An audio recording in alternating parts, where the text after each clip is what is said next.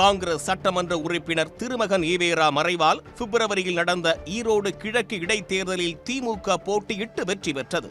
பிரிந்திருந்த அதிமுக பாஜக இடைத்தேர்தலில் போட்டியிடாதது அவர்களின் ரகசிய கூட்டணியை அம்பலப்படுத்துவதாகவும் 2026 தேர்தலில் அது வெளிப்படும் என்றும் திமுக விமர்சித்தது. பாஜகவோடு இனி எந்த காலத்திலையும் கூட்டணி இல்லைன்னு சொல்லிட்டு அடுத்த மாசமே ஓடி ஒளிஞ்சு போய் 4 கார் மாறி போய் டெல்லியில போய் கள்ள கூட்டணி வச்சுட்டு வந்தவர் தான் திரு எடப்பாடி பழனிசாமி அவர்கள். இன்னைக்கு அது வெளில வந்துருச்சு. அண்ணா பேர்ல கட்சியை வச்சுக்கிட்டு சுயநலத்துக்காக அமித்ஷா கிட்ட மொத்தமா அடமான வச்சுக்கிட்டு எடப்பாடி பழனிசாமியை பார்த்து இன்னைக்கு ஒட்டுமொத்த தமிழ்நாட்டு மக்களும் சிரிக்கிறாங்க. இடைத்தேர்தல் முடிந்த சில வாரங்களிலேயே அதிமுக பாஜக மீண்டும் கூட்டணி சேரப்போவதாக ஒருபுறம் தகவல் பரவ, மறுபுறம் அதிமுக அணிகள் இணைப்பை மனதில் வைத்து எடப்பாடி பழனிசாமிக்கு எதிராக செங்கோட்டையன் போர்க்கொடி தூக்கினார்.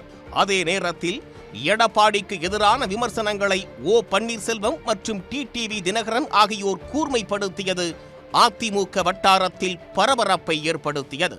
இந்திய தேர்தல் ஆணையத்துக்கு அதிகாரம் உள்ளது என்று இன்றைக்கு உயர்நீதிமன்றம் தீர்ப்பு வழங்கியிருக்கிறது. தர்மம் தன் வாழ்வதனை சூதுக்கப்ப மீண்டும் தர்மம் வெல்லும் என்பது இன்றைக்கு நிரூபணமாயிருக்கிறது. அதிமுக அணிகள் இடையே ஒருபுறம் மோதல் நடந்து கொண்டிருக்க,